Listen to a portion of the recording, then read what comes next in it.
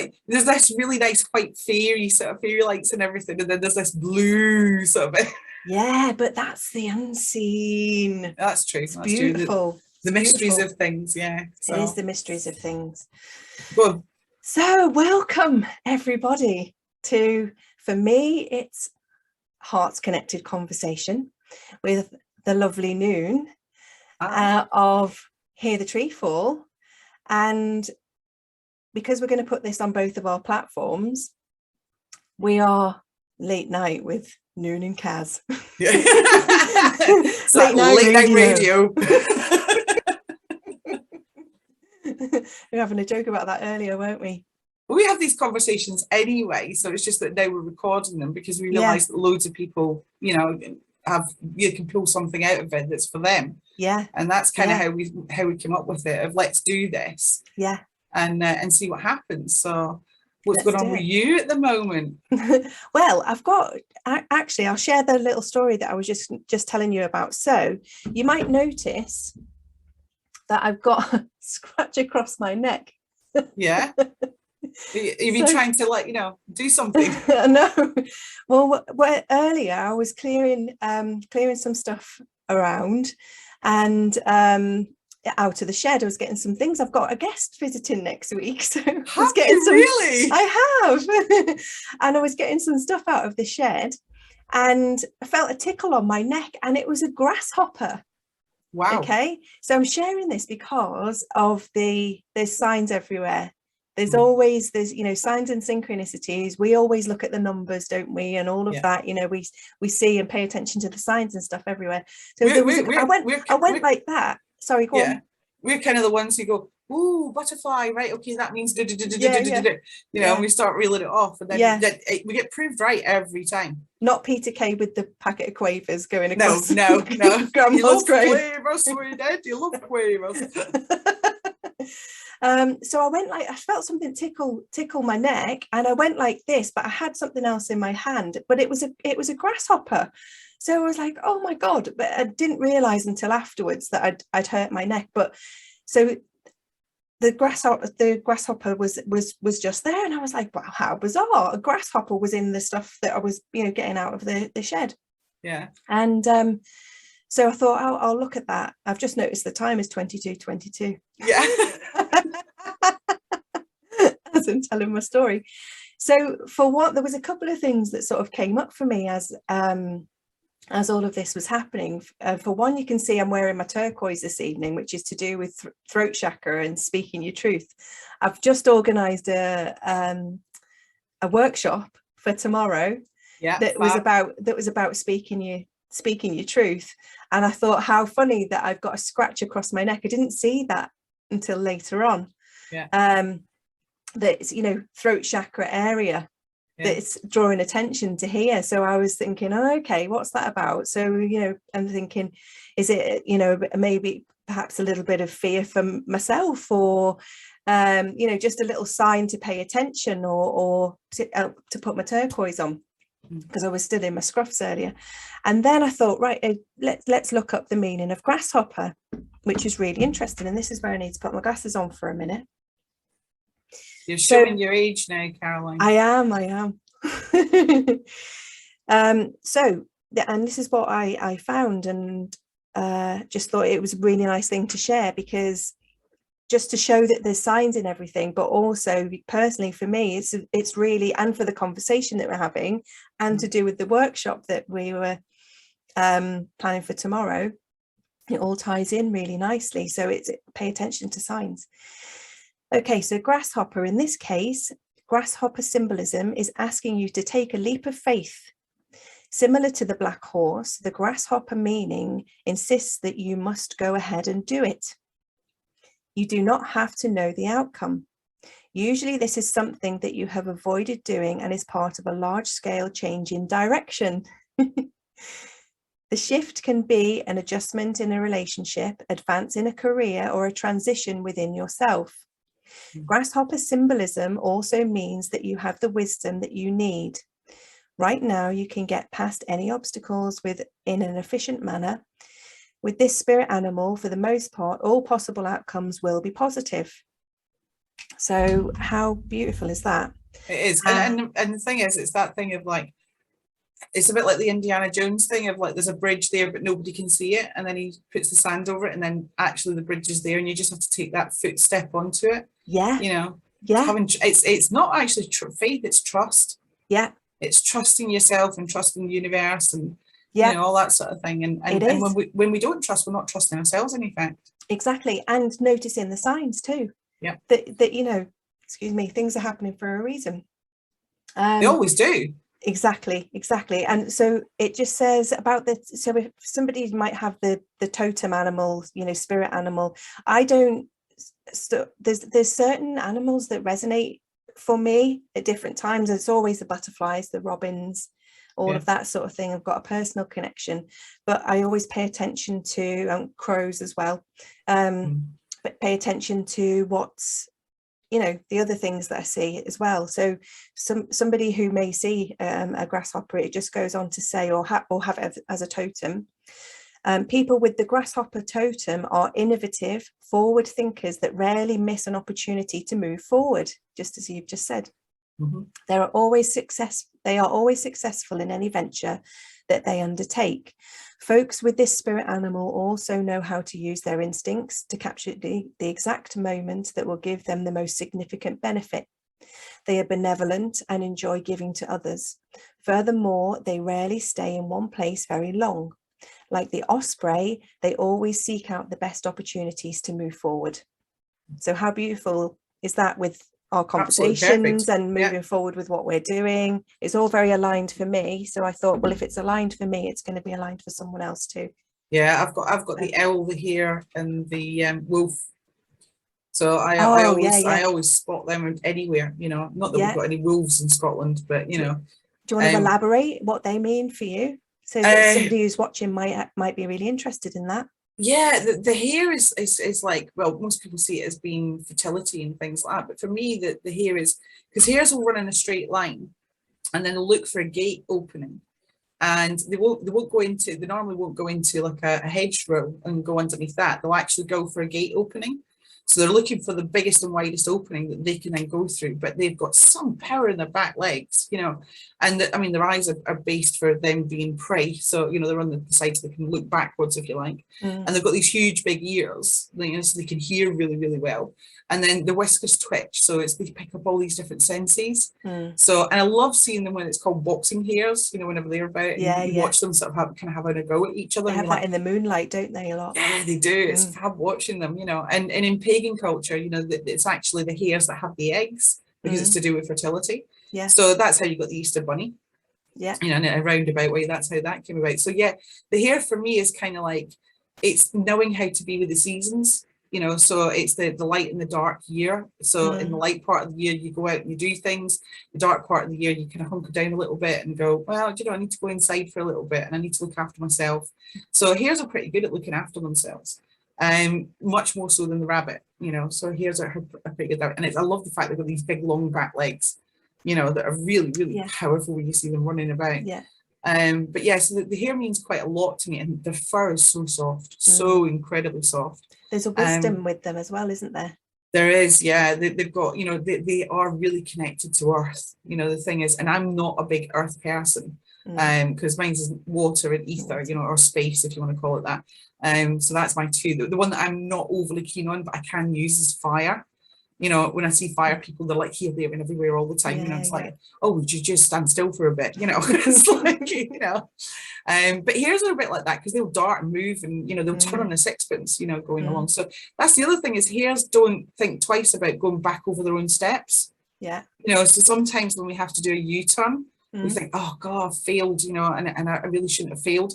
But when we do that U-turn, we realize that we'd forgotten some things, or we hadn't picked up the things that we needed to. So we have to kind of go back over it, but in reverse. Yeah. And then we can go and take another tack from there. But it's always the opportunity to take whatever route we find is going to work for us. So that's, for me, that's the hare.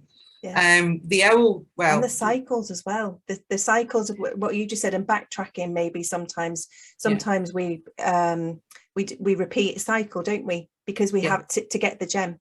Yeah.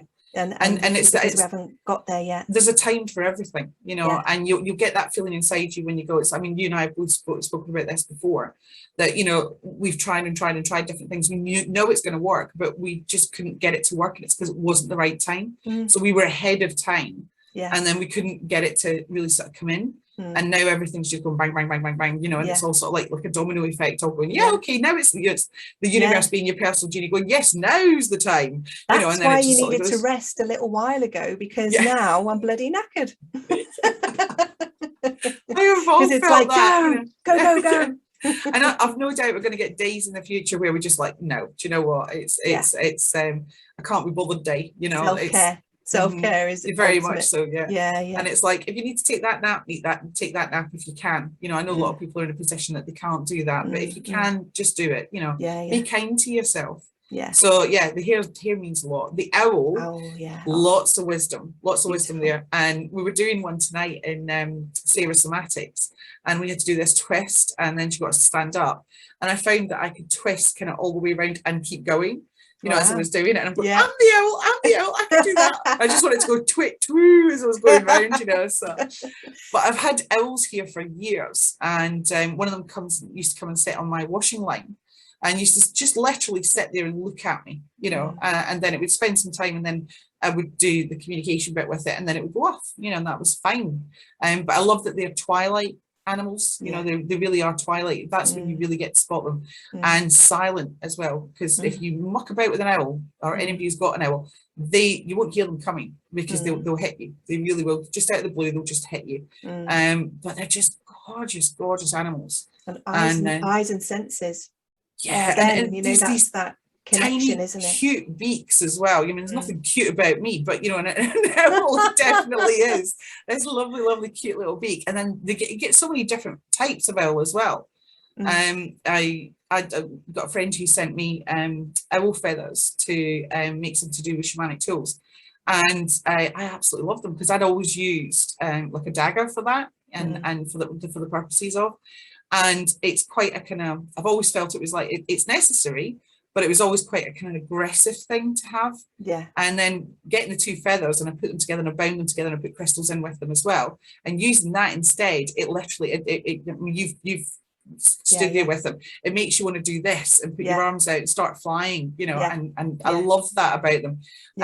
But what was that with the feathers and the crystals for somebody who might be watching? Is that what do you do that for, Nuin? That's predominantly for cutting cords. So there is other things that we do with it as well, but predominantly that's what we use it for. So we have, whenever you do, you know, it doesn't matter whether you've learned shamanism in South America or North America or in Norway, or because there are shamans in Norway, and there's one guy there that makes people wait 3 weeks outside before he even talks to them. And I get why, because everybody thinks that, you know, a shaman should be passing on what they're learning. And yeah, we do to an extent, but it's also the thing of, you have to be in the right place. And I don't just mean as in geographically, but the right place within yourself. And if you think, and if you think I should have, then you're not in the right place. And because the vast majority of shamans' work isn't about other people, it's about the earth, it's about the other living beings that have no voice. You know, it's about linking everything together through the universe and helping that flow. And you know, there's loads and loads of work that gets done with that nobody ever knows about. They don't have a clue that it goes on. So yeah, on the shaman side of things, we learn how to use tools to begin with. And we start off with them, and you get to know the feel of them, and they're your tools, you've made them predominantly. And then you know how they feel. So you've got your drum, or you know, you have your bag that you have everything in, you know, you know the feel of it. And then eventually you get to the stage where you don't actually need to have those tools, because you remember the feel. So you can do it wherever you are. And it turns into kind of like hand signals, if you like. So you know how that feels. So if you're holding a dagger, you know that you hold it point down sort of thing, and you would do that. And then it becomes a signal as a sigil and a signal as you're doing it. And then you get to the point where that gets less and less, whereby you realise that all you do is think about it, and it happens. And it's your own way, isn't it? It is. Everybody's got their own way. It's an individual Yeah, Yeah, I haven't met two shamans that are the same at all, but the same as I haven't met two sages or seers or magi that are the same. You know, they're all completely different, and they should be. Yeah. You know, it's your own Well, unique way of doing all something. human beings. We're all, Yeah, yeah. we're Anybody got human onto that beings, one? not human doings. Yeah. Human beings, yeah. Do we Human have to doings. do things? Yeah.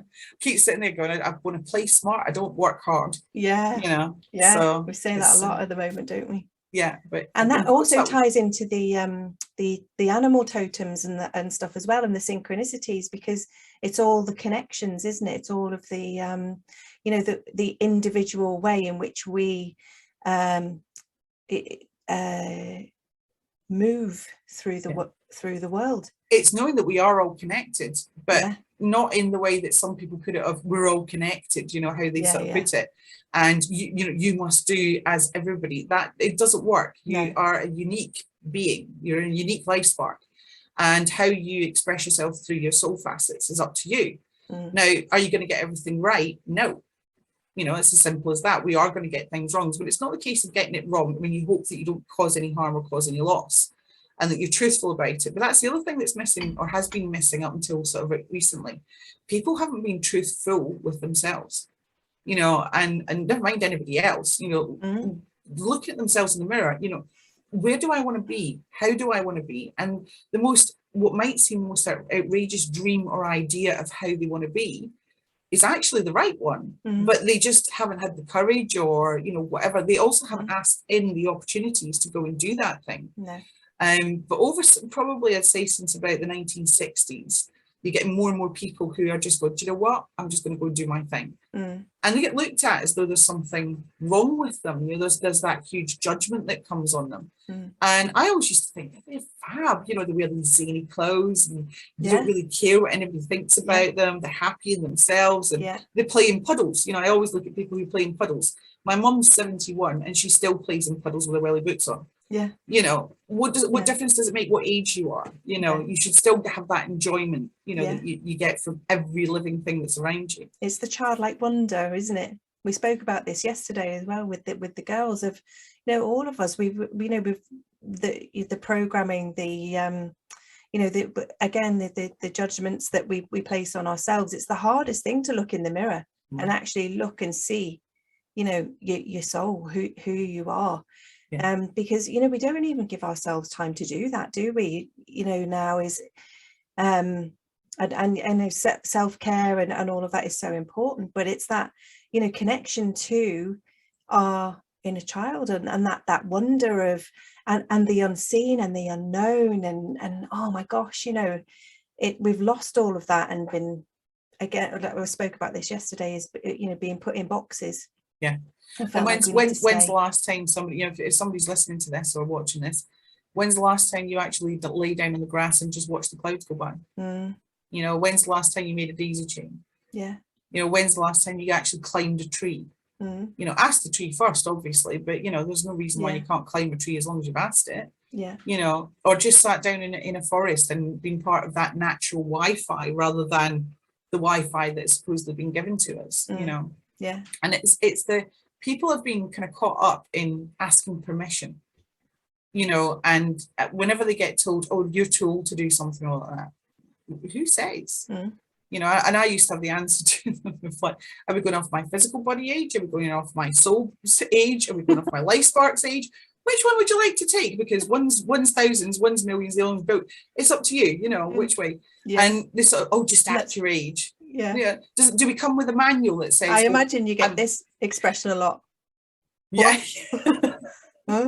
have that bad habit of firing a question back at people whenever they make a statement in judgment. And it's like, you know, I don't mind anybody having an opinion. Your opinion is your own. That's fine. I don't have an issue with that. But whenever someone judges somebody, that's like, well, hang on a second, you're assuming authority over them. And that I just can't subscribe to, because that's taking something from somebody else, and that's theft. You know, and I try hard not to thieve off any other being if I can. I know it does happen because of the society we live in at the moment. But it's also that balance of things as well. So, you know, it's seeing how that works together.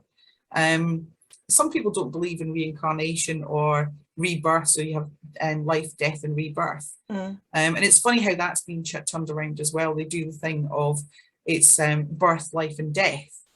And now they're trying to get everybody to sort of like live forever. That's the main aim. We want to live forever and be healthy while we're doing it.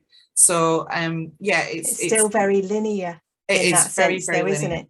You know, we're not expanding into the truth of who we are here. Yeah, it's the living forever in the way of looking younger and being, you know. Yeah, what is this very thing? Technical. I really struggled with it when I was younger. I you know, did I enjoy putting makeup on? Not particularly, because it was like putting a mask on. You know, I already have a mask that I have to portray to the world to get by, you know, as a young person. And then I was getting asked to put another mask on as well, you know, so I never really took to that. I like getting my nails done, but then I chose a profession that I wasn't allowed to have long nails, so, and I couldn't have them done up. So that was a bad move, wasn't it? You know, came out of that one and went, yeah, okay. First thing I did was paint my nails, you know, and let them grow long. Be that you've worked in the system, haven't you? You've worked in in hospitals and I was a qualified, well, like still am a qualified nurse, so I'm just no longer registered because I don't want to be registered. I don't want to be associated with it anymore, to be honest. And maybe that's a conversation we'll come back to next time, because that's a big one. That's a really big one. But yeah, people seem to have this thing of like trying to tell each other what to do and how to be. And I was never one of those, you know, young people who followed everybody else fashion wise. I always did my own thing. You know, my mum bought me kickers. Do you remember the kickers shoes? Yeah. And I had, you know, the left and right had a green or a red dot on them, you know, port and starboard sort of thing. And everybody laughed at me at school when I walked in with these kickers. But the very next year, pods came out, which was a cheaper version. And they were all wearing pods. And I'm like, well, I was wearing them a year before you. So how come it's like, no, it's always not the same thing. Always ahead of the curve, Nuin. Well, we were had these massive blocky things. Remember going to school and I just wanted a little pair of, you know, the pointy shoes with the little pin heel. That was in the 80s. Kitten heels. Yeah, the little kitten heels. I just wanted some of those, desperately wanted some of those. And my mum, you know, she's a single mum, did an amazing job. But bought me these shoes that had, and these days they would be really trendy. And actually, you know, they were really actually quite cool. But at the time, no, they had this big block heel and like almost like a square toe, quite high. And I remember I went over on my ankle in them, but I remember just feeling so ashamed going to school. And, you know, even then as a child, the judgments of not fitting in, not being the cool thing and the cool kid even, you know. I was well out in that one because I was in the top 3 in the class most of the time, if not all the time. And I was tall, so I was taller than all the boys as well. I had long blonde hair and blue eyes, you know. I was pretty smart. I spoke different languages. I liked reading books, you know. No, that was not cool. That was definitely not cool, you know. But I found out years ago I got bullied horrendously at school, both at primary school and at secondary school. And even to the point where they actually fractured my legs, you know, at points as well. Yeah, which I didn't find out until years later because I'd walking around on it. Just you put up with the pain, you don't want to tell anybody, especially not my mum, because mum would have gone down through the school with a ton of bricks, and that's the last thing you want as a child. But yeah, it was. So you didn't realise until years later that you'd been bullied or that they were broken? No, I knew I'd been bullied, but I didn't know that my legs had been fractured. So I had tiny fractures down the front of my legs, and it wasn't until an x-ray was taken of it and the doctor turned around to me and went, what fight were you in? I said, I don't get in fights. And he says, no, you've been in some sort of fight. And he showed me the x-ray and I went, oh, that's probably when I was bullied, because they would deliberately stamp on my shins.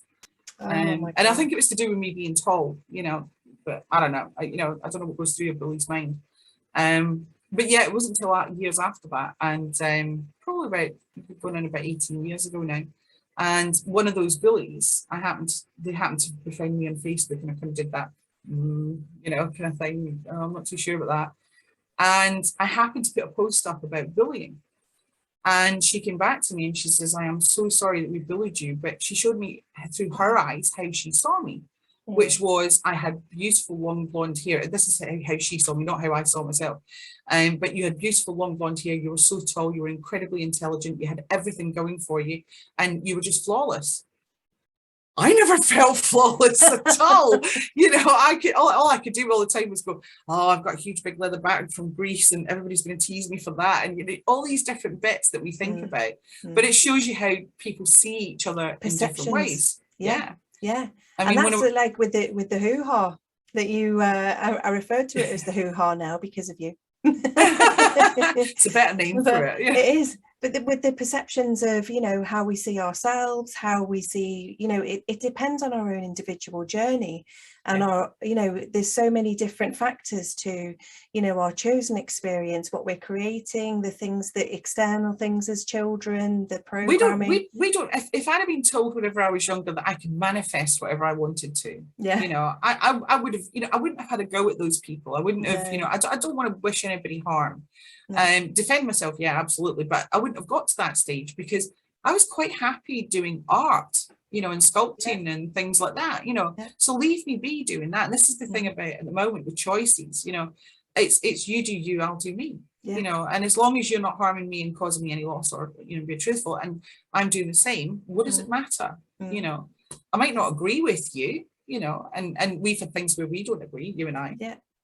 But we have respect for one another, that's your choice, or that's my choice, and that's how we go about it. This is the bit of I would call it adulting, if there is such a word. But I think it's more just being, you know, rather than sort of like sitting there saying to people, you've got to be this way or you've got to be that way, you've got to adhere to this, you've got to adhere to that. And you know, have you had it flung at you where people sit there and go, oh well, society won't work if we don't all do the same thing, and it's like, well, what sort of society is that? Indirectly more. Indirectly. This is the other thing, isn't it, is that people are with the social media and everything, it's all very well sat behind a screen, but if you're having an actual conversation, you know, with these judgments and with these, you've got to do this, you've got to do that, we don't know what it's like to walk in another one's shoes. You know, or to try, you know, what their choices and decisions are, and what they're, you know, we're not in any place to judge anyone else for whatever it is that they're doing. You know, all you can do is share your own experiences, and you know, who knows what's the right decision or choice for another. I absolutely love it when you get that, you know, that judgmental look off people, you know, because I mean, I used to, you know, before I became an artist, I was in business. And I used to wear power suits and all that sort of thing, you know. And you have in Dallas. Well, not quite with that big a shoulder pads, but yeah, you know. And I never felt particularly comfortable in them. That was the funny thing. No. You know, and then when I got more and more towards, instead of living two lives, which is what I'd done effectively, you know, I'd lived the life of, you know, during the day doing what everybody expected of me, being a good little girl in society and all that sort of thing, and then come home at night and do my shaman practices and stage practices and druid practices and everything else, you know, they're all interlinked together, you know. And that was a totally different me. And you know, I would kind of split in some ways, and then come the morning, you know, you've got 20 minutes to then put all the nighttime stuff away, you know, in your head. And then walk out the door and be, yes, here I am, this is, you know, and I'm in business and I can sell you anything and whatever. And I just I just didn't feel comfortable with it at all. That's almost like the timelines as they are. We'll come back to that in a minute, because that just came to me as you're talking. That's almost like the timeline split that's happening. Converging and diverging. Of you know, being different, you know, putting your different hats on in the different roles, and we're there, but with the opportunity to just be who we are, integrate it all. We're all parts. We're all parts of it, and just being authentically us in whatever we're doing. You know, without fear of judgment, without judging ourselves, without, you know. So anyway, sorry, I cut you off. No, you're all right. You're all right. It's good. That's what conversation's about. It's the thing that goes off in tangents and goes all over the place. It's fab.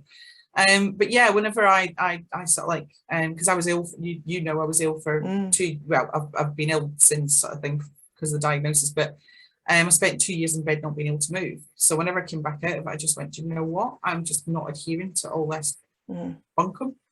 You know, so I wear the clothes that I want to wear. I can't find the clothes that I would really like to wear, because nobody makes them yet. So if anybody's out there who's, you know, makes clothes for tall women, just because, you know, we're a bigger size does not mean that we're short, fat and dumpy. You can't see she's sat down, but she's tall. Yeah, it's whenever How she comes tall are out you? to you.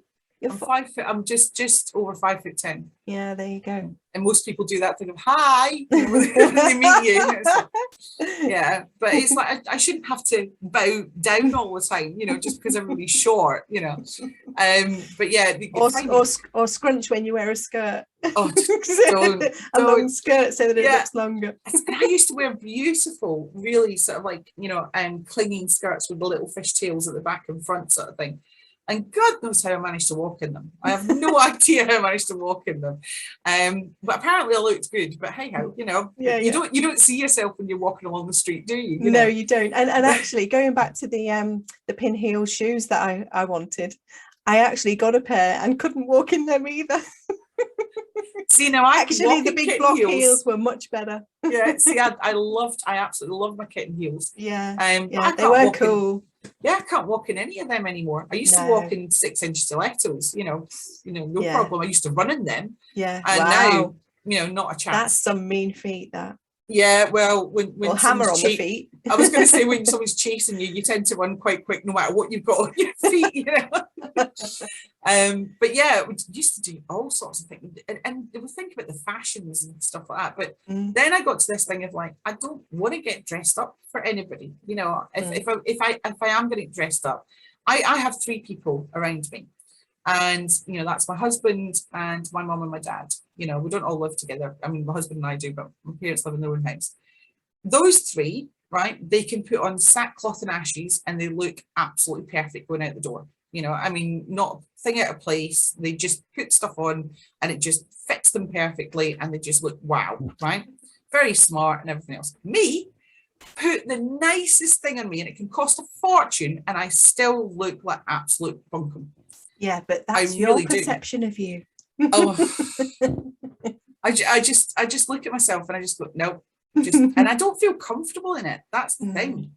You know, my husband and my mum and dad, they feel comfortable in the clothes that they're in. And they can't understand how I can't feel comfortable in those clothes, but I feel constrained. You know, I just don't like feeling constrained by anything. To me, I'd like, you know, I'm kind of like that kid that, you know, when you twirl round and round and round. Yeah. And just you make yourself kind of dizzy and then you just stop. But that's how I want my clothes to be. Yeah, it's like just twirly and flowy and, you know, all that sort of thing, you know. Yeah. But yeah, no, they're annoying. They are absolutely, they're so annoying because they just walk out and they just look brilliant and I'm just like behind them going, yeah, whatever. I just rely on my brain now. It's a little better.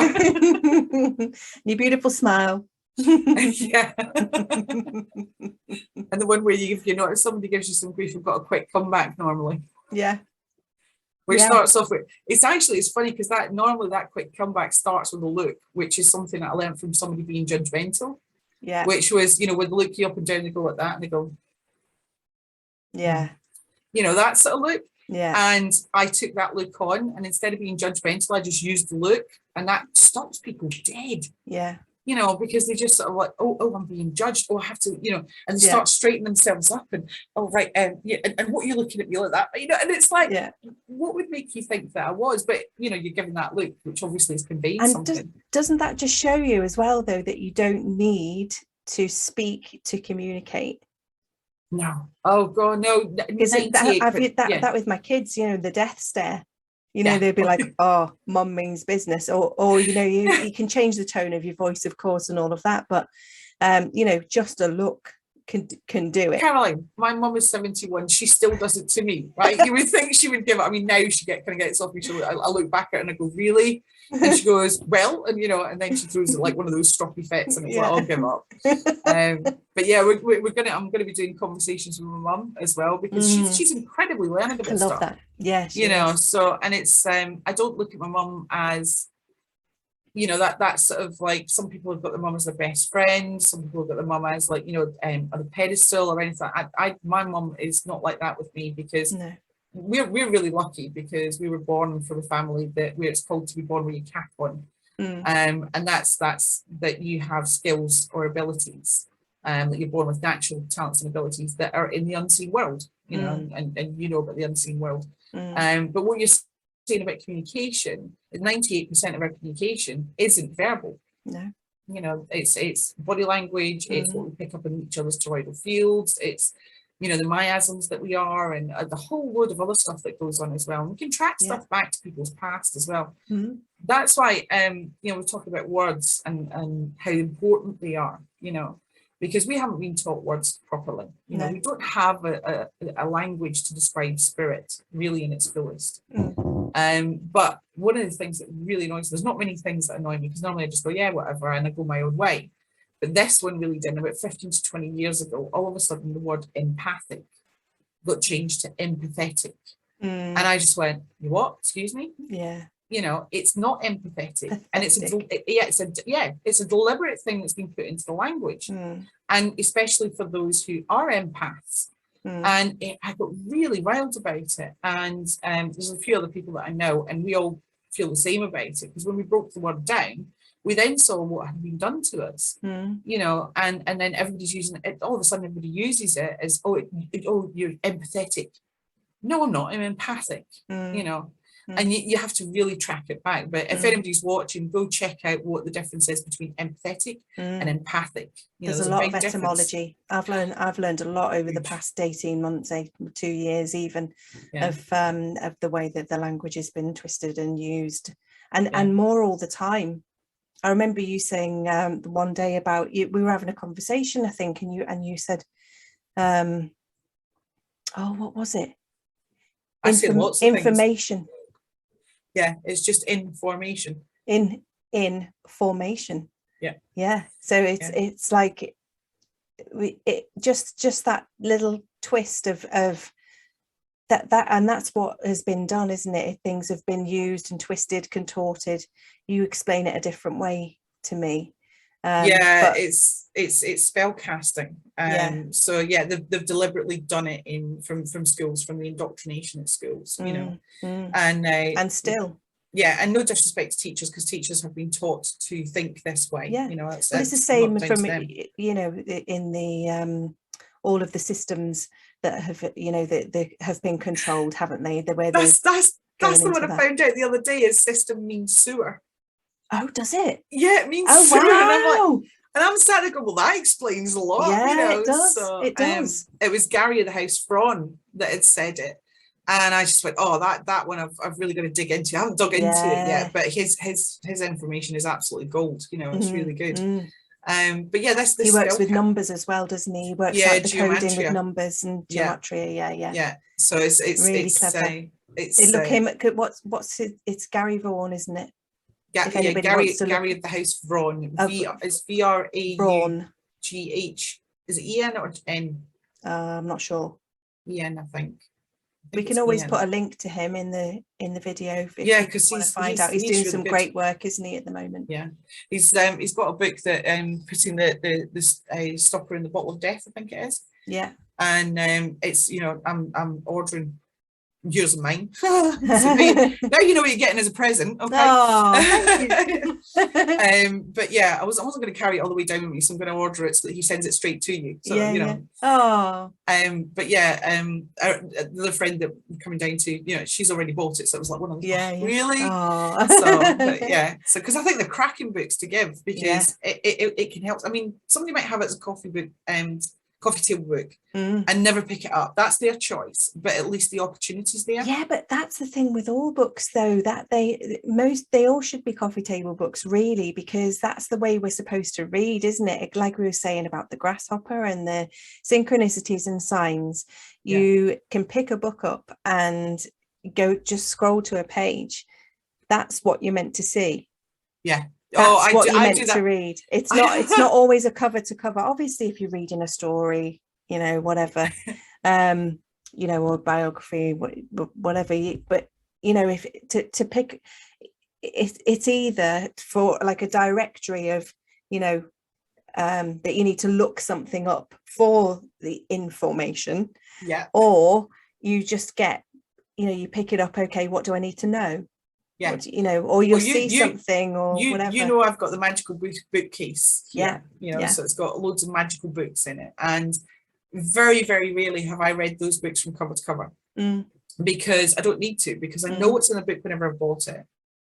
And then what I do is I use them as reference. So I literally ask Quantum and say, right, okay, I need to know blah, blah, blah. Show me which page it's on. And I open the book at exactly the page and it will give me exactly what I need. I never have to actually go and read the book, which sounds and you can terrible. just put it on your nightstand as well, can't you? You can just put it on your side table. Yeah. And, you know, everything's energetic and all of that, you know, and where there's, you know, the unseen is being filtered by, you know, and we're absorbing that, or be, you know, perhaps not even in the body for a portion of the night. Or, I've got to admit, I've new books I put on underneath my bed or underneath my pillow. Yeah. And I leave them there for about a week, you know, and then whenever I come to read certain parts, I go, yeah, got that bit, you know, and it's a different way of reading books, and it means that you take out of it exactly what you need, because sometimes there's a lost in translation in a book. Yeah, it's the same as text messaging. You know, somebody can message an email. Text you, email's the same. Yeah. And you take it the wrong way because you haven't got the syntax and everything else that's in the voice. So, you know, like we said about different ways of how to pick up things, the voice is only 2%. There's all these other ways that we pick up all that information, and there's no difference with emails. I mean, I always have that thing of, I love it when people say, I put a post up on Facebook, you know, and I go, well, good for you. And they go, well, haven't you seen it? And I go, I don't live on Facebook, you know. If it's that important, pick up the phone and tell me. You know, if it's not that important, then don't worry about it. Why are you getting? But people have this thing of like, see me, like they've never been seen before. I think that's, we were talking about that inner wound, if you like, is that they've not been seen. And that's, you know, Facebook's really sort of fed into that of see me, you know, I'm here, see me, look, this is what I'm doing. Yeah, we were talking about this the other day, needing that external validation. Yeah, you know, I've done it myself. You know, I really have, you know, and we're going back to the judgments and stuff. I've been my own harshest critic, my own harshest judge, you know, would pull myself up on, think, you know, it's me. And it, you know, it's all to do with self-worth and all of that, isn't it? But you also do that thing of like, why did I do that? Yeah. We're all usually pretty quickly, about 2 minutes. Oh my God, really? Yeah. And we do give ourselves the worst punishments for it as well. Yeah. You know, we put ourselves in exile from ourselves. I mean, how daft is that? That makes no sense to do it, but we do it. Well, you know, there is no, we do want to be seen. We do want to feel held. We do, you know, but at the same time, it's only because of that, the lack of, and the programming of and the trauma responses of things of feeling like we're supposed to do and be and feel a certain way, or not even really feel at all.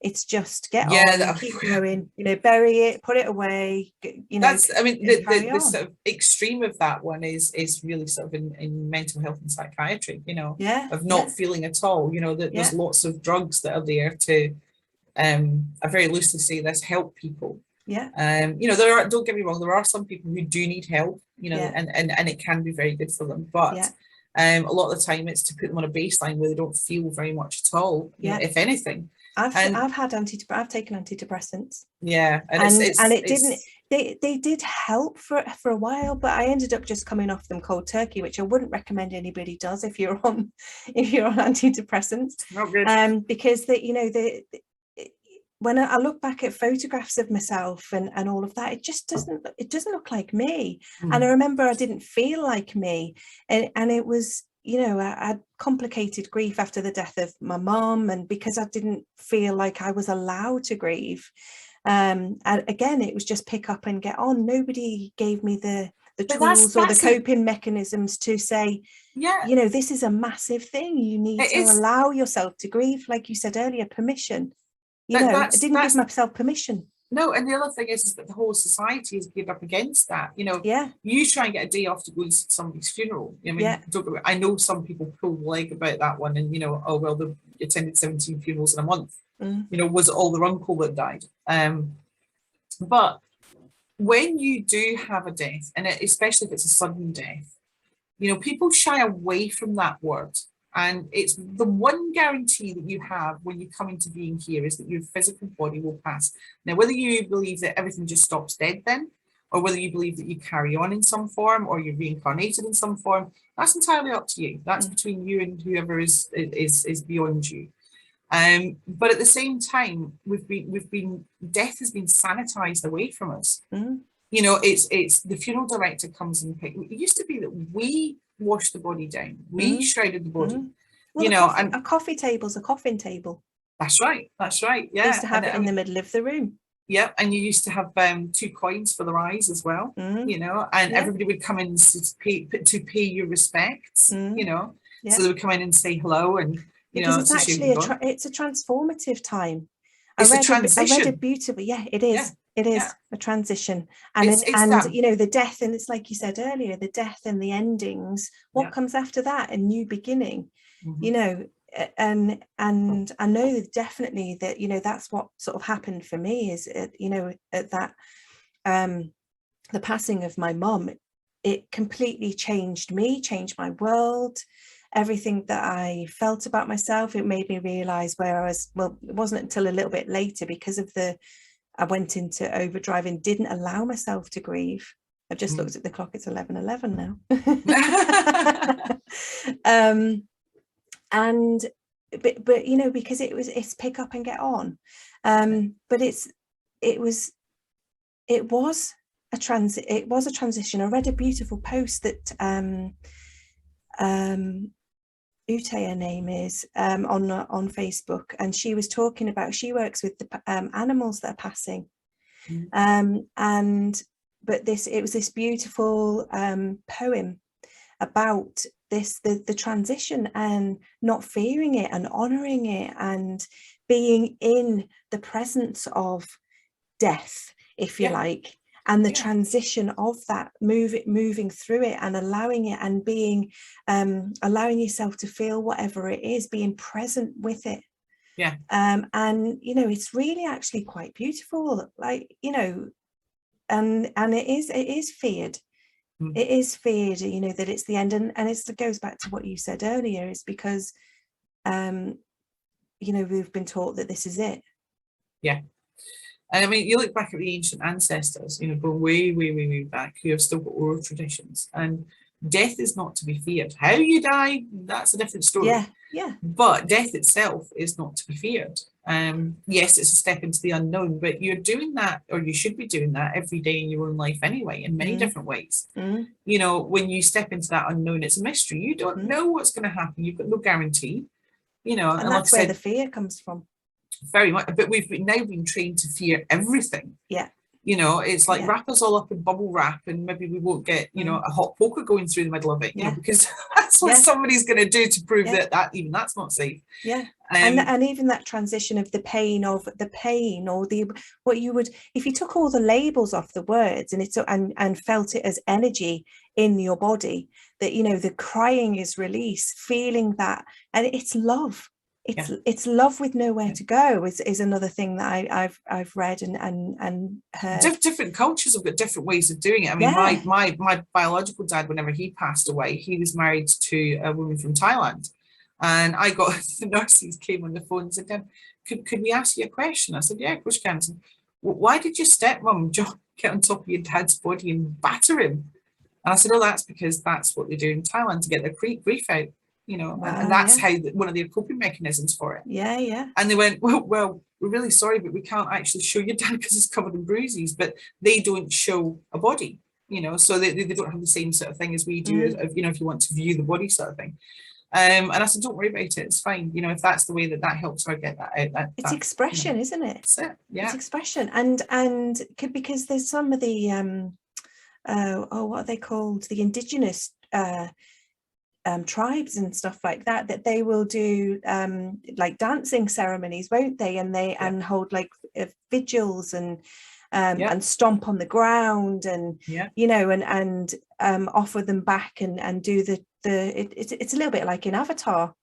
Always got a movie analogy. But I still haven't watched the second part of that one. I still haven't seen the second part yet.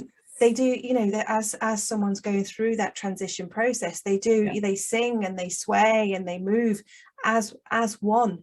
So they're doing it together and bringing in the new as the the life spark, the soul leaves the body. That's it. And the thing is, if you're watching that from the sidelines, you're gonna, if you're not in tune with the energies that are on around through this earth and the universe, you're going to see it as being completely loopy out.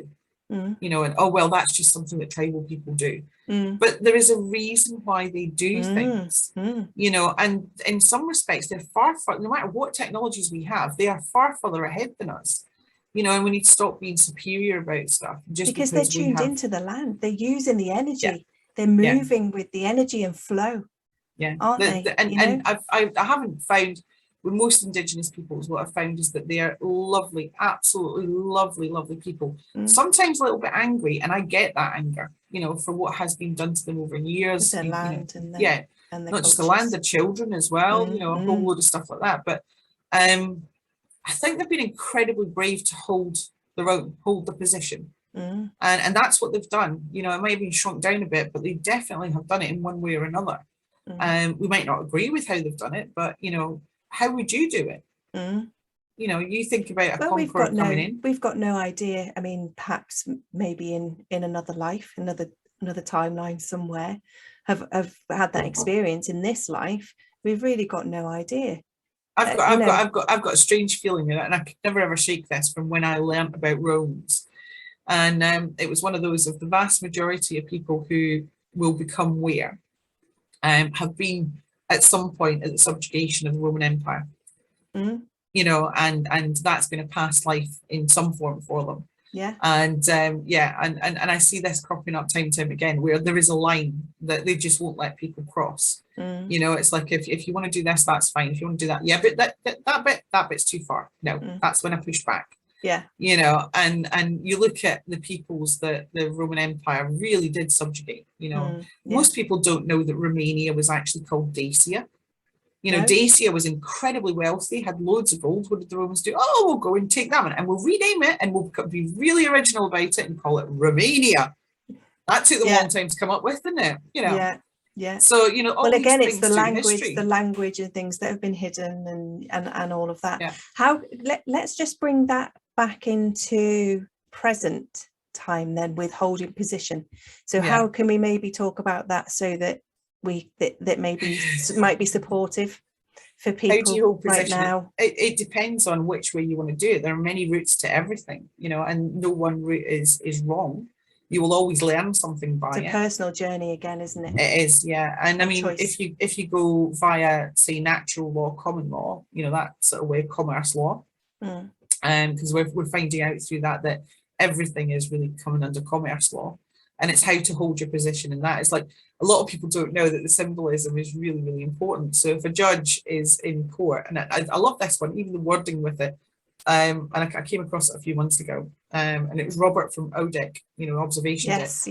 And he's absolutely cracking with his information. He's brilliant.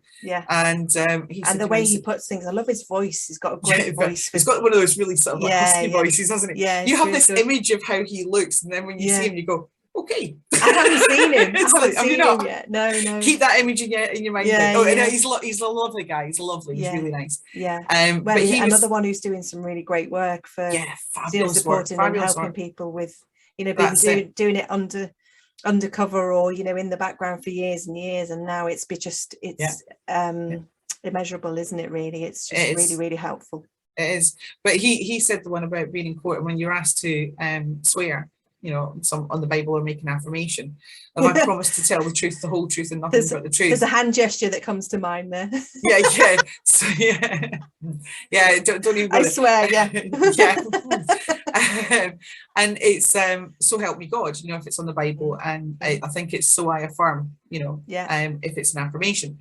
And he said you can't, you know, so you can actually, because what the judge is actually saying to you to take the oath is effectively, you know, they're offering a contract, and should you really be taking it? And he came up with the alternative version, which was, well, I think he had it from somebody else who had used it in court and actually, you know, it did work, which was to say, I'm sorry, Your Honour, but I can't possibly say that, because I can't tell the whole truth, because that's far too big. But what I can do, because instead of just reneging on it or just, you know, saying no, what they did was they turned it around into a negotiation and said, but what I can offer you is to tell my truth, my whole truth, and nothing but my truth. You know, be it so help me God, or, you know, so I do affirm. And the judge took it, you know, because it's all a negotiation. But that's the thing, we can only tell. I do that whenever I stand up in front of people. Look, whatever I'm going to tell you, you can take it on board, you can leave it. It's entirely up to you. I'm not invested in the outcome of it, and neither should you be. But what I'm going to tell you is my truth of where I am in the stepping stone that I am at the moment. You know, and that's as far as, you know, I am. But it's not a linear thing. Everybody thinks of it as, oh, we take the next stepping stone and it takes us forward. It's not. The stepping stones are all over the place, and we might have to go to one that's behind us to then go to one that's two in front of us, you know, and so on and so forth. But people have this thing of like, I mean, you've heard me saying it before, don't follow me, right? And, you know, and whatever you do, don't put anybody up on a pedestal. And as soon as somebody says, I'm your leader, walk the other way. You don't need a leader. You are a leader yourself, you know, and you're perfectly capable of working things out with another living being and figuring out of how it is in equity with one another. You know, so talking about how to hold your position, one of them is to learn how our language has been used against us, and that takes you into legalese. What we actually kind of speak is legalese, not plain English. And practically, and it loops beautifully back to the individual journey as well, because we each have, and the opportunities that we're being presented with now, because, you know, I keep describing it as the big light's been switched on, you know, or the light is shining into, you know, wherever we are in our lives. Have you been in Scottish houses a lot? Because that used to be the thing of like, they always had such a big light on. They never had ones at the side. It was always putting a big light on. You know, and if anybody from Scotland from the 1970s on, you will know what I mean. You know, it was like putting the big light on. You know, and it was horrible. It was a harsh light, and they normally didn't have a lampshade round it. It was just like, you know, the bulb. You know? Well, because I live in the south of the country now, but I'm northern. I would class myself as northern, but you're even more northern than me because Scotland's higher up. But so we would always say the northern way and put big lights on.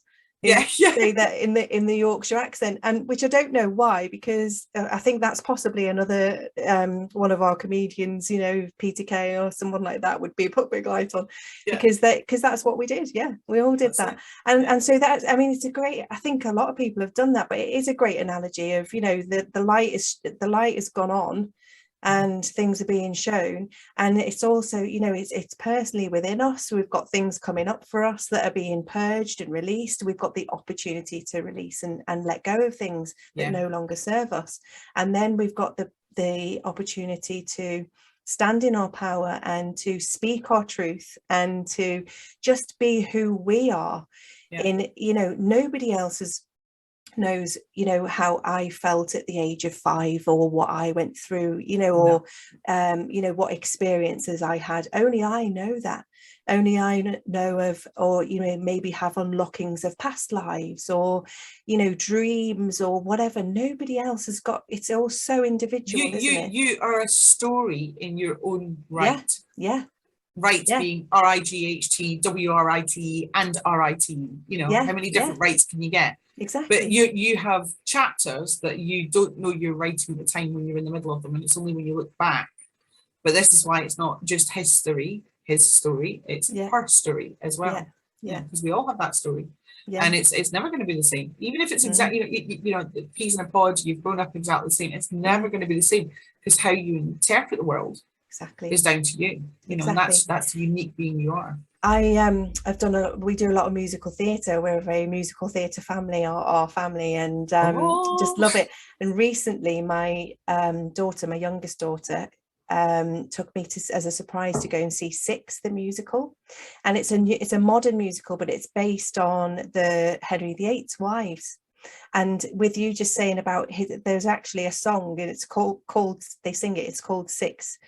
And they sing it at the end because it's very cleverly written, that it basically is saying that, you know, the only reason that Henry VIII is known the way that he is because of his wives.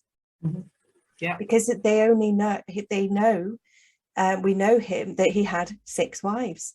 Yeah. We know a little bit about each one, but they sort of tell the story of these 6 wives, and they do it as like a competition of you know, who was treated the worst or whatever. You know, it's very clever, beautiful songs. It's I just love it, but I love all of that sort of stuff. So it's amazing. But yeah, and they actually say too many years lost in his story. Yeah. And that, it gives me goosebumps when I say it, because it's that, you know, the wives got lost in his story, but actually his story was only his story because of them. Yeah, and not only that, it's whoever wrote his story down as well. Exactly. Yeah. You know, how many other people that were around at that time who had a far more fascinating story, not that his wasn't fascinating, but you know, that never got written down, so nobody knows. Yeah. You know, this is why the oral traditions of passing stories on and passing forward are so important. You know. Yeah. And what's another thing that's being repressed at the moment is that the storytelling, the theatres, the, you know, the creative pursuits, the bards, all of it, you know, is being repressed and controlled. And I told you last night I was at yoga, and our yogi has you know, she likes telling stories, and there's a story that I've heard before about how all the elements were in a car and going along, sort of thing. And I turned myself around on my mat, and I did that thing of like being like on my chin like this, with my legs up in the air, just listening to her, you know, on my tummy, sort of thing. And it's like being a kid, I love listening. And I, whether it's a homeless person that I'm sitting down next to, I want to hear their story. You know, my story is, as far as I'm concerned, not particularly interesting. You know, other people might find it interesting, but I don't. Oh, but but I listen to hear people. I don't listen to respond. You know, and I think that bit's been lost somewhere along the line. You know, we've been taught to listen to respond, rather than to just sit and listen to someone to hear what they've got to say. You know, and it's incredibly important. Holding space. Yeah, that's sort of what we're, you know, you and I as practitioners are doing, is holding a container, holding a safe space for people to just come and be them. Yeah. Can we make a point here? We're practitioners on ourselves, not on other people. Yeah. So we practice on ourselves. We don't practice on others. Yeah. But yeah, and hold space for them to do the same. Yeah, that's it. That's basically, I was going to say that about hypnotherapy earlier, because I mean, the therapy is another word that I've you know, learned of, you know, the way that you can split that up, and the raping, the rape therapist is the rapist. The rapist, yeah. Which is a bit, it gives you a bit of a judder. We've just got a whole load of therapists going, what? Oh my God, no, I'm not like that. We're not saying that. What we're saying is that the word has been used against you. Yeah, you know? I did exactly the same when I found out that. So that's why I will call it hypno healing now. But when we work with people in that way, I always say to whoever you know is sitting with me, I don't even say like I'm working with them, because all I do is hold the space for them to relax, and it goes back to what you were saying earlier about permission, giving themselves permission to go into a deep relaxation so that they can connect to their subconscious mind, their highest self, whatever it is that they need in that moment. And they're doing the work. You know, I'm just literally helping them relax. Instead of putting it as that I'm working with them, I'm walking with them, and that's how I put it to my clients. I walk alongside you for however many steps you need me, and then you know, you off on your own, walking each other home. I mean, I've always had the thing of like, I don't want repeat customers, and everybody looks at me really strangely. I said, you know, if I get repeat customers, I'm not doing the job properly. And it's not a job, it's not even a vocation. I play all day, it's fab. I don't go to work. You know, I worked it out with Jeff. The last day I had off, you know, when you have a day off, was 2018. And that's because I wake up in the morning, and even if I'm having a bad day and I'm not really that well, I will still find time to do something, even if it's jotting down ideas for things. And so I never really have a day off, because I don't need a day off. It's like people saying, oh, I can't wait for my holiday. Why do you need a holiday from your life? You know, I love what I do, and it's not because I'm doing it, it's because I'm there to watch and be witness to people expanding themselves, to, you know, uncovering things within themselves, those abilities, those natural talents that they have that have been pushed down and shunned, and, you know, and they all of a sudden they bring them to the fore, and they realize that sort of power that they have, you know, but that is then the self-responsibility that comes with that. You know, you can't just go off on a tangent and say, right, okay, I'm going to rule the world, you know, like Pope Boniface said in 1302, you know, I own the world. You know, fantastic. That was awfully nice of him. Yeah. You know, Cheers then. Yeah, there's been a few of them who said, I am emperor of the world. It's like, okay, right, which one's better? King, Pope, Emperor, you know. But yeah, it's that thing of people being able to, like you said, be themselves, and then they don't know themselves because they've never actually looked at themselves, you know. And it makes me laugh when I get somebody, you can tell the huge ego that's there, and I'm not having a go at them, you know, because we all at some point need our egos, you know, and our egos do a good job egos for protect us, haven't they? Yeah, they've protected us and they've kept us safe when we've needed it. Yeah, exactly what it does. But you know, the people who let their ego become very inflated, you know, and they say, I know myself and I know, and you're like, really, do you? Well, when you look at that, is, you know, what are you afraid of? Why, you know, why do they need the ego to hold on to the ego so much? And that's another opportunity that we've got now, isn't it? Is to you know, release those attachments to the things that have kept us safe, and be okay in the unknowing of things. Because and that transition as well of, you know, we're almost dying to ourselves right now with the energies and stuff, you know, of everything that we've known. Everything's upside down, there's chaos, there's conflict, there's polarity. But in all of that, I did a video about this the other day, there's an opportunity. There's an opportunity to let go and let God, if you like, you know. And even, you know, we spoke about this yesterday with the, you know, God being, because it's been put in the religion box and it's supposed to look and be this certain way, you know, it's just be who you are. Big guy in the clouds, long white beard. And that, or Alanis Morissette, if you watched Dogma. You know. But God for you is whoever you want God to be. You know, it's entirely down to you. I mean, to me, it's more about, are you a good living woman or a good living man? You know, do you mean good or do you mean harm? You know, even unwitting harm, you know, it's fair enough if you haven't had the information. But in this day and age, with the age of information that we're in, people have got a thing that is even more important or far bigger than the Alexandra Library in the palm of their hand. They can really go and research anything they want to, but they have got to, because even if you go into a library, you will be faced with books that don't tell you the full truth or don't actually tell you the truth at all. There's just one kernel of truth inside that book. And it's down to us to disseminate it, you know. And if we live in fear, we're always going to see it through, you know, a perspective, or through spectacles, if you like. They're not rose tinted, you know, that through fear they're going to be, you know, black basically. So we're not going to see really very much. When we open ourselves up to all sorts of things, then that's when the world opens up for us, you know. And then it says, okay, you know, you can step through this. It might be right, it might be wrong, but, you know, let's go take a look and let's give it a go. And being present with, and you know, doing things consciously. That's what I learned. The most valuable thing over the past few years is becoming conscious of what you're doing, you know, connecting with the things that you do, and becoming, because we all do things so absent-mindedly, you know, when we're juggling all of our stuff and this, that and the other, and it does take us away from that connection of our own hearts, our own space, like you said, looking in the mirror and actually looking at yourself. You know, that can be the most difficult thing to do, but you know, there's a connection there with parts of yourself that you don't even realize are there, because it's almost like you're looking in a blank stare. Oh, do I look all right? Yeah, right, I'm on my way. You know, rather than really connecting in the present and being with yourself, being, you know, even in we do a lovely shower meditation, and just, you know, feeling the water on your skin. Oh, I love it. Well, you're a water sign, aren't you? You know, you're a water element. Best ideas come in the shower in the morning, whenever I've stood there just letting it flow over me, enjoying the water, thanking it for what it does for me, knowing that it's all working together perfectly, you know. That's some of the best times that you have, you know. And that, even swimming.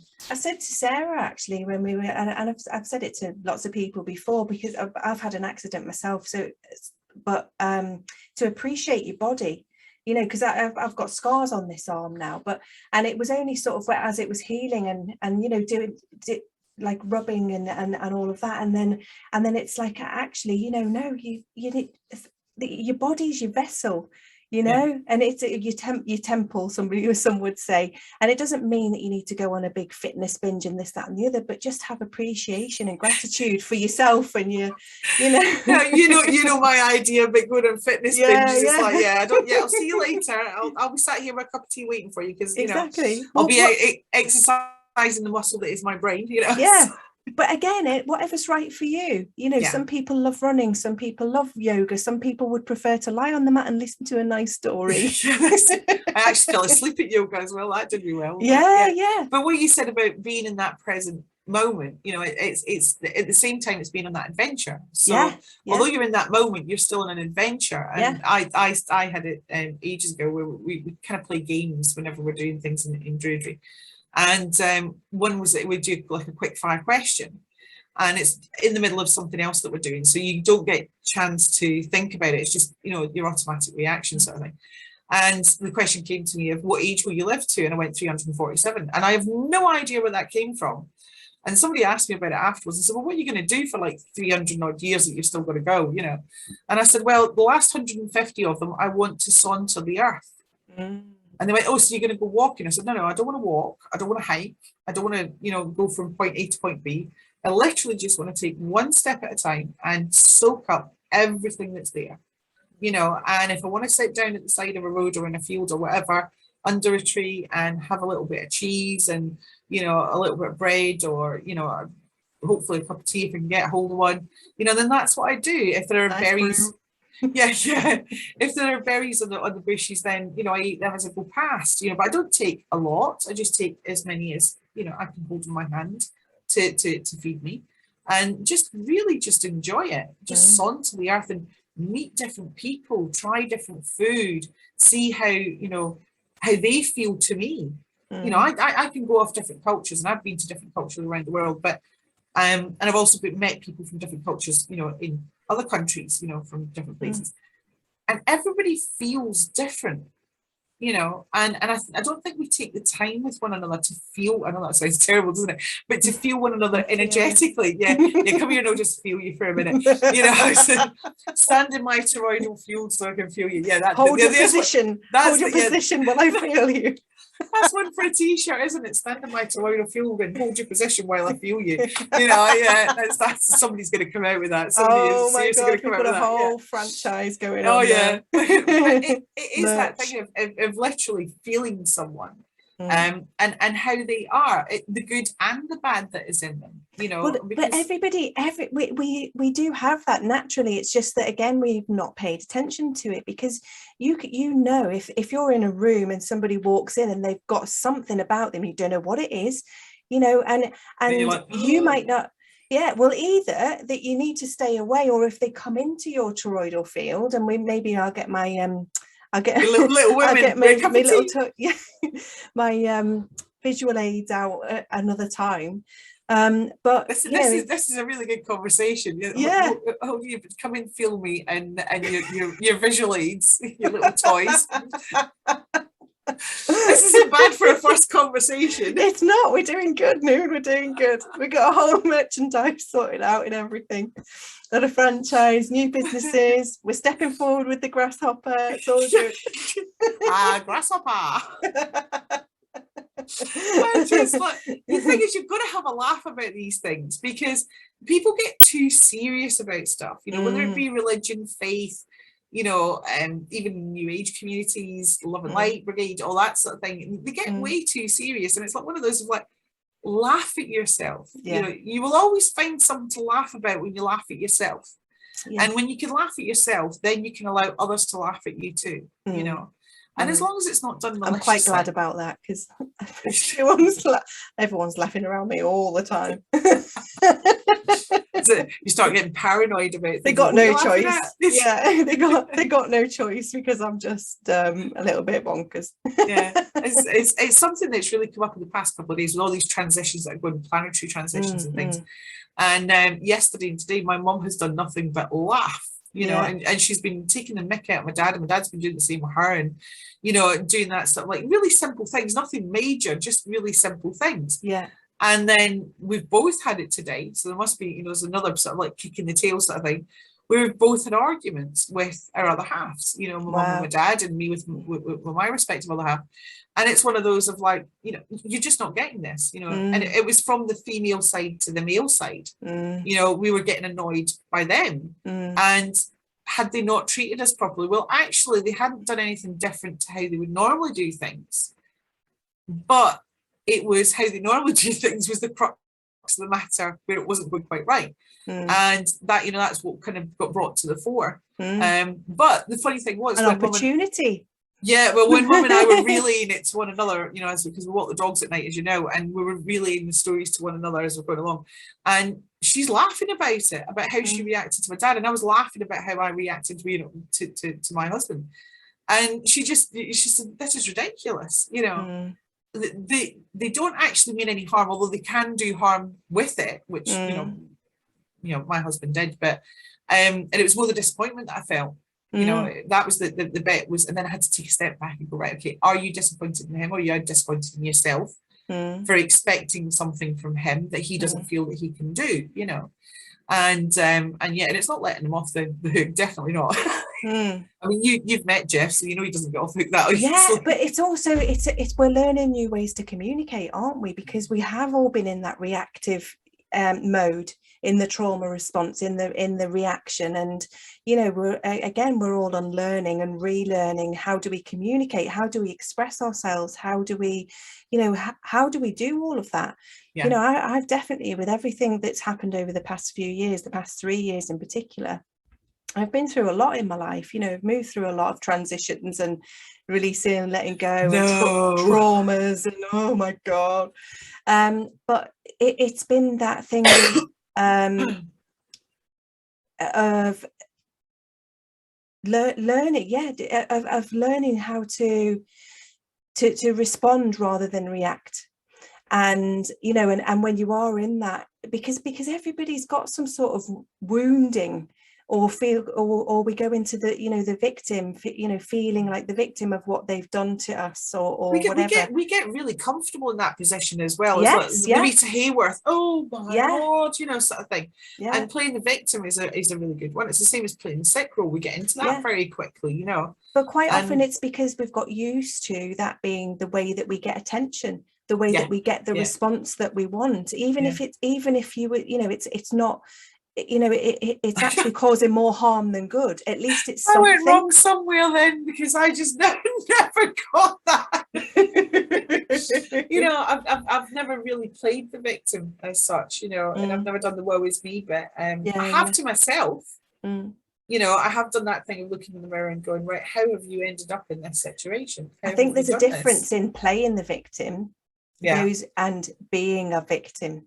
Yeah, I think because there are those that have been the victim of some terrible, abusive, appalling behavior. But I think, you know, that playing the victim, because or you know, like you say, and I've said before, being comfortable in your discomfort of you know, of being the victim of, because it's easier than, and to have others make choices and decisions for you, or even to be triggered. What is sometimes you call it? It's when things feel crunchy. That's it. When things feel crunchy, and you're right, because they're dissonant. Yeah, you know, those frequencies are dissonant for us, and it's like you kind of the itch that you can't get rid of. But you don't get rid of it until you actually face it and go, do you know, what are you? What is it that's causing this itch? Where does that come from? And don't go for the symptom, go for the root cause. Because when you go for the root cause, then you can deal with it. All too often, you know, whether it be allopathic medicine or, you know, a whole heap of other things, people skirt around the scenic route, you know, and they don't get to the real crux of it, you know. And I mean, some people sit there and say, the linchpin, you say, don't you? Yeah, the linchpin, because when you get the linchpin, you take that out, everything just goes poof, and it all then falls into, because I always imagine a tent collapsing when you say that. Well, you're not getting rid of anything. I mean, you let go of what no longer serves you, so you might not need the guy ropes, but you can still tie them up and put them in the bag for later, because you might need them in the future, but you don't have to focus and place your attention on them. But that thing of it just literally going is you transfiguring things. So you've transmuted it by seeing it and saying, okay, I can make this a small, because normally what we've done is we made a molehill into a mountain in front of us there. So we transmute it. And then we transfigure it, and transfiguring it is taking the tent down and going, okay, here are the bits and the parts, but I can build something else out of that. And then that's what we do. We transform it into a palace. You know, we used to say, well, we're going to create, you know, and co-create with ourselves. But people are too quick to sort of like, I think people, like you said, that there's that liking of being in a victim role as well. Well, that's similar to the ego, isn't it? Because it's safe. You know, I've used the analogy before in my own life with, you know, in some of my relationships of, you know, being at the bottom of a hole. And, you know, we've all been there. We've all been in the dark. We've all been in the hole at certain points of our life.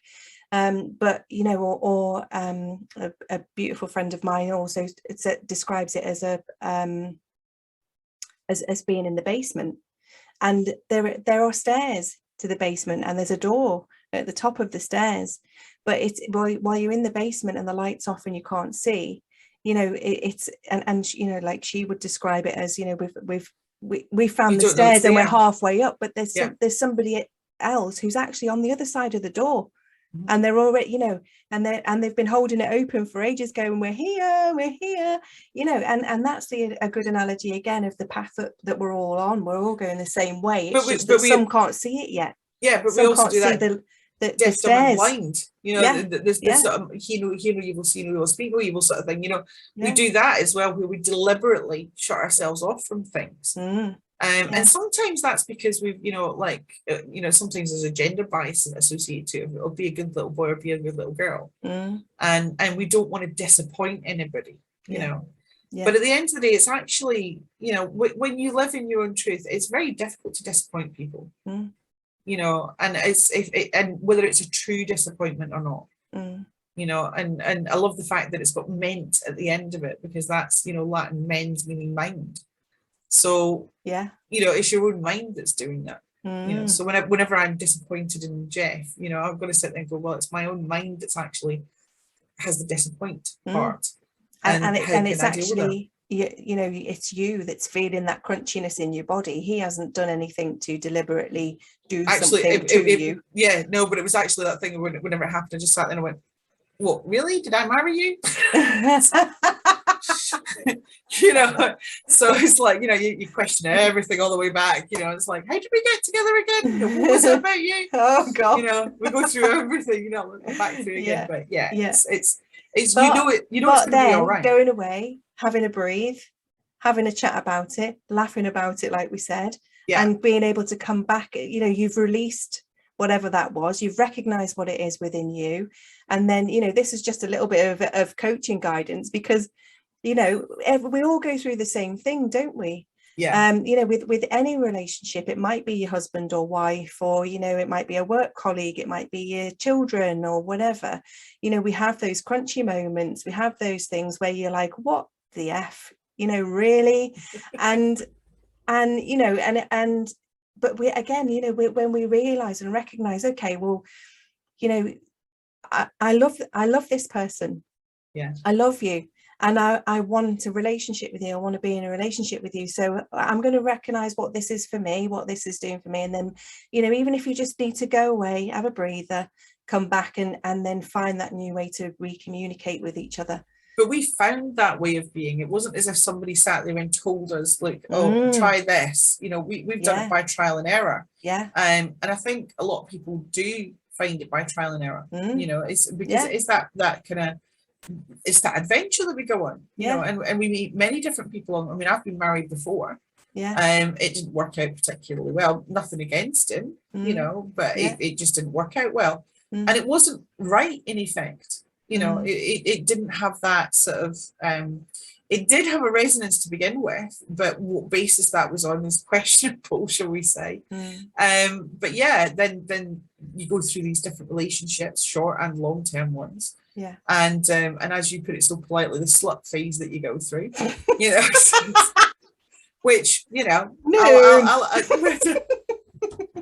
listen, you know, people have to realize that being honest means being honest, and it's doing your shadow work. It does. And you know, that means, you know, not judging one another based on what there are many of us who have had a slut phase. Yeah.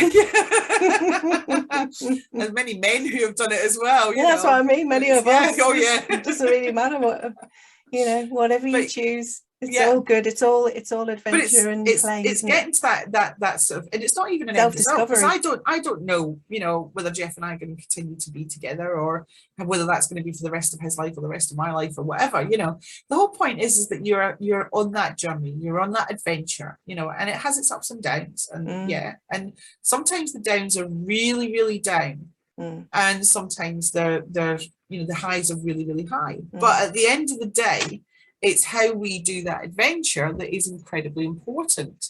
So, you know, talking to Jeff, he's just bringing me a cup of tea now. Oh, see, that's so lovely. So perhaps then, because so that we're not going on for too long, that might be a really nice time to sort of wind things up, and just with any little nuggets or pearls of wisdom before we go to leave our lovely viewers with.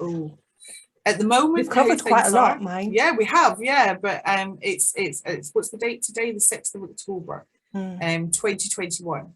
Nearly the 7th. So what I would say is at the moment, for how things are going with the hoo-ha and everything else, is be kind. And I mean that sincerely, not just to put it up on Facebook, but be kind to yourself, both the small s and the big S self. Because if you're not kind to yourself, how can you be kind to others? You know, and that's the thing, is really sort of take that with you. And the resonance, bring yourself into, you know, what resonates, what feels good for you. And having compassion for others, because we don't know what another's journey is. So, you know, the kindness and self-care, kind to yourself, gentle with yourself as well, because we're moving through a lot right now, and the energies are intense and they can knock you off your feet one day or another. So it is being, you know, recognizing those what you're feeling in your own body, you know, what we've just been talking about in your relationships, those triggers, you know, what's this bringing up for me? And it is absolutely kindness to yourself, compassion. The last thing is always play in puddles. Yes. Oh, did you? That's my kids. They used to watch Peppa Pig. And I never watched that. It says, "Oh, Peppa loves playing in muddy puddles." So yeah, I love that. That's perfect. Thanks so much, Nuin. Peppa Pig. I have to show you. Oh, there's a whole song. I could sing you some lovely songs from Peppa Pig. It's great. Ingrained in my memory. She sings a lovely one about Big Balloon. You would love it, actually. Bigger than the sun and moon. Oh, I can see this is going to be a learning curve whenever I come down. So thanks so much. It's been a gorgeous conversation, and we need to say where we are, don't we? So if people want to find us for anything or whatever, so you want to go and say where you are. At this precise moment in time, we're still on Telegram, but we are building the website at the moment, which will be hearthetreefall.com. But you can find us on Telegram. We've got broadcast channels for Hear the Tree Fall and for the leafings. So, and I'll be doing a video on YouTube because we've got a Hear the Tree Fall channel on YouTube as well. And we'll be doing one to explain what the leafings are. Yeah, and you're going to be having different chats with other people. Yeah, and hopefully with you too, you know, so the two of us can have a chat with somebody, and then they only have to do it once rather than doing it over and over again. But with so much information, it's an important thing to do. So, and I just hope that everybody's really enjoyed, you know, listening to us waffle with each other. Well, I only learned a few months ago that you can even fast forward the videos, can't you? Oh you yeah, can listen to them. Please do. Speed. Feel free to fast forward us. Get the old Minnie Mouse going. Yeah. So my and website. What about yours? My website is heartsconnection.love, and we are also, we've got a lovely little community chat on Telegram. And yeah, we link in with Hear the Tree Fall as well. So just beautiful people and places that you can find us, but the main one for me is the website at the moment, and the YouTube channel, of course. So we've got my old YouTube channel is Kaz Kelly. Yeah, say that when you're drunk. I know. Blah, blah, blah. And we've just set up the ones for these Hearts Connected Conversations, which is Hearts Connection. So you can find us there, and we'll put all of anybody that we've mentioned or whatever, we'll make sure we've got in the description below, with links to our groups and our websites and all of that, and Cool. move with us as we develop. Yeah. Growth and expand. Growth and expand. Thank you so much. So I'm going to stop blessings. recording now. Mwah. Lots of love. Mwah.